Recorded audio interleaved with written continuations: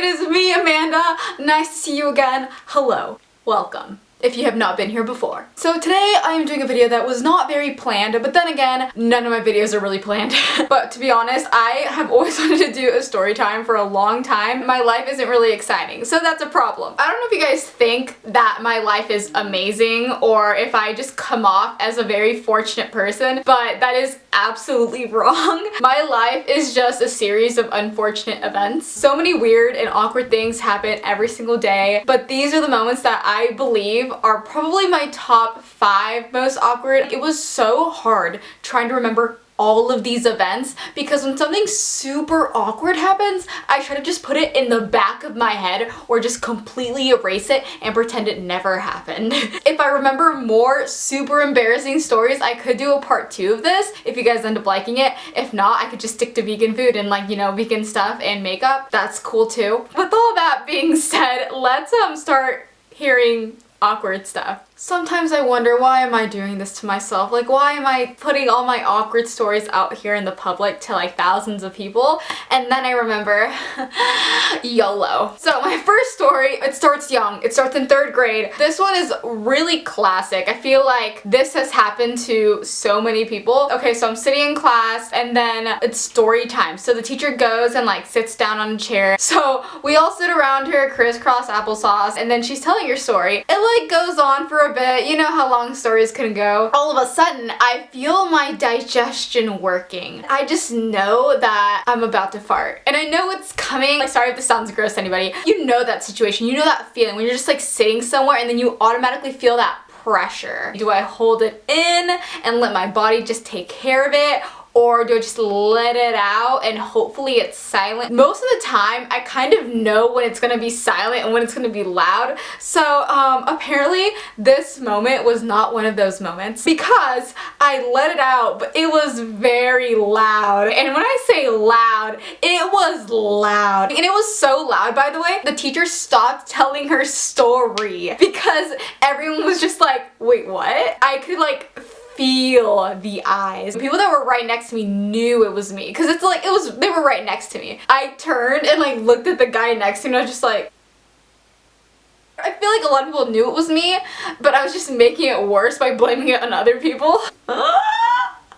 I'm great. I'm a great person. Okay, so my second embarrassing story is in 3rd grade, again, winning. So this one, I'm going to sound so mean, so I really have to give this story in detail. So, 3rd grade, same class, the teacher gave us positions. Honestly, you didn't have to do this. This was positions that you could get if you wanted, just to help the teacher out. You're doing little work for the teacher that the teacher doesn't want to do herself, but she puts a title on it to make you sound cool. So, I was an officer with someone else, and what the officers did was instead of going to recess and playing games and being cool like everyone else, they stayed in class during recess and they would watch over the people that had detention.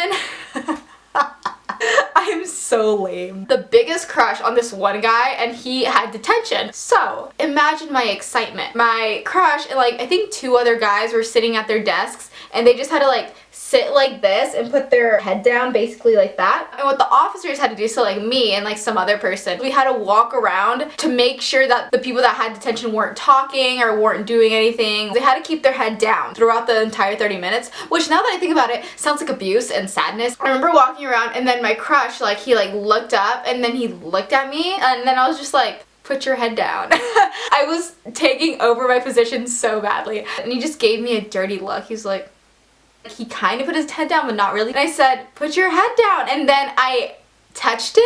And if you're a little kid and if you try to think back, your biggest crush, this sounds weird. Just imagine touching them or holding their head or holding their hand. Okay, I sound like a freak. Back then I was so shy, so just touching him made me freak out. Touched him and then put my hand off of him really fast. But because I did it so fast, I kind of pushed his head down and it slammed into the desk. Yeah, that was really awkward and embarrassing and mean, and I did not mean it, and that was probably one of the worst moments in my life because then he started crying. The teacher saw what had happened. She just said, okay, go outside, and she was pointing to me. I remember apologizing later. I told her, hey, I'm so sorry. He was putting his head up. He wasn't listening to me, so I put his head down, and obviously that's not something that you should do. Keep your hands to yourself. myself. Then I went to recess and I tried to go apologize to him, and then he said, basically telling me, F you, I don't want to talk to you, like go away.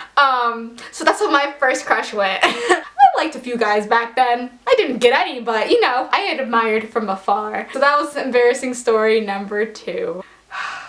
Okay, so my next story is in 6th grade. So we're jumping 3 grades now. This one was kind of embarrassing, and it was also like a little mean, not on my part, like on the other person. My school just went on a huge camping trip. It's called Outdoor Ed, and a lot of schools go, and it's super fun because you go in this really big camping area, you go hiking and do really cool stuff, and you stay in these like cabins, and then there's a huge dining hall, so it's a really fun experience, and you stay there for a week. I think the drive there was probably like 2 hours, so on the drive back on the bus, I remember it was such a bumpy road, and you know how kids are, they're like rowdy, they get up, they like yell at other people and go, hey Tommy, how's it going? Oh Julie, it's going good. People just like yell at each other from afar. So I remember I was hanging out with my friends, it was super fun, and then I got up out of my seat because I was talking to another friend from like behind me, or no, I think ahead of me in like a few seats, and she's like, oh my god Amanda, come over here. So I stand up while the bus is moving. I got out of my seat, carefully walking to where my friend was sitting in front. As I was moving, the bus hit a bump, and it was a major bump because I jumped and then I fell on top of the seat that was like right next to me, and it was on top of this girl, and she was super tiny. She was really skinny, and if you guys did not know this, I was not a skinny child back then. I grew up very developed and formed. I kind of just like fell on top of her, and then she yells, oh my, get off of me, fat ass.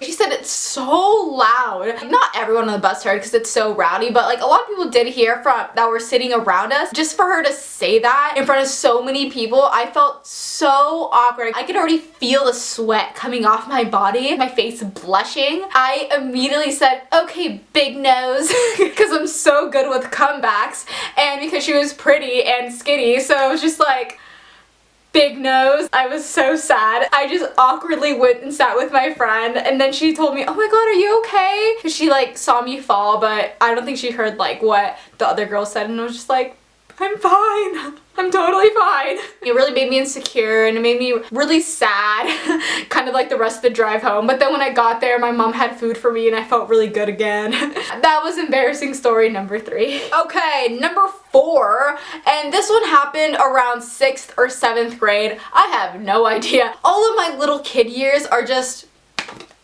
all together. Like they all combine, and it's just like a huge alphabetical soup. I come from a huge Mexican family. Back then we would have family reunions every single month. 10 uncles and aunts, and then all of my cousins, and we would all get together in one house and just have a huge meal, and like everyone's talking and having fun, and I'd get to hang out with my cousins, so it was like super cool. And this happened at one family reunion, and it was like at my aunt's house in Santa Cruz. They had made food and it was time to eat, so they had this like huge table in the dining room, but instead of like nice chairs, they just had plastic chairs, and they had a bunch because there were so many family members.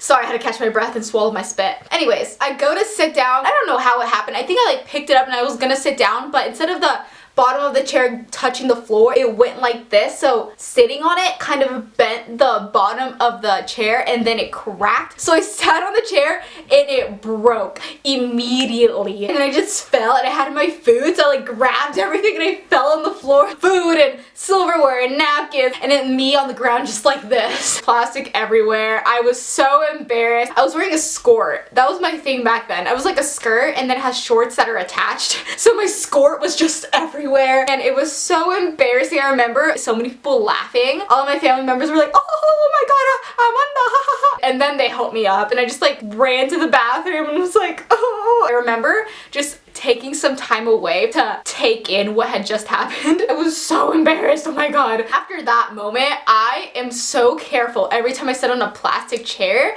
because I'm just afraid I'm gonna break it. Little Amanda was not happy. It was so sad. This is my 5th embarrassing story, and this happened in 7th grade, I think. Me and my cousins, a lot of my cousins, we all went to Raging Waters, and if you don't know what Raging Waters is, it's just like a huge water park here in California. So we all go to Raging Waters, it's a fun time. Water parks are not my thing. I do not like water parks. They like have always scared me because there's no restraints. You're just going down a slide, no control. You could literally slip off. There are so many accidents that happen at water slides that never go announced. So water parks terrify me. We went to this huge tide pool, I think that's what it was called, and it's basically a huge huge pool and there's so many people in there. It basically makes waves. So like you're in this tide pool and you're moving. There's just a ton of waves and it's so fun. And I remember I got separated from my cousins. Like they were a little over there and I was there by myself, and then a huge wave comes. And then I get up, get ready to like, woo, like ride that wave. The wave comes and puts down my bathing suit top all the way because it's strapless. And as it goes down, there was this couple that was right in front of me, and as it happened, I remember them going. It wasn't even a nip slip, it was a nip show. It was everything. That was insanely embarrassing. Probably more people saw, but I specifically made eye contact with that one couple right in front of me. And then after that, I just like got my ass out of that tide pool. I was like, I'm done. Oh god. Just thinking about it gives me the chills. Like I literally have goosebumps right now thinking about this story. Oh, embarrassing.